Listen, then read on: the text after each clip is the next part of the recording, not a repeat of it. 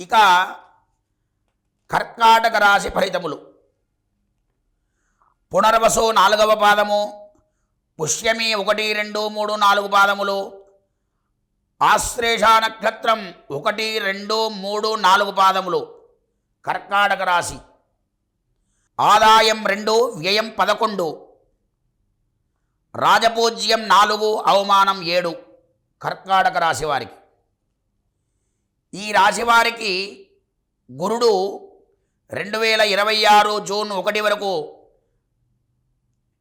వ్యయస్థానమందు రజతమూర్తిగా సౌభాగ్యకరమగు శుభ ఫలితాలనిస్తాడయ్యా.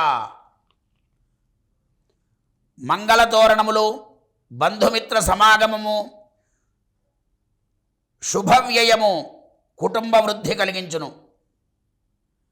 తదుపరి జూన్ 2 నుండి జన్మరాశియందు సువర్ణమూర్తిగా అత్యంత శుభ ఫలితాలను, ధనవృద్ధిని కలగజేస్తాడు.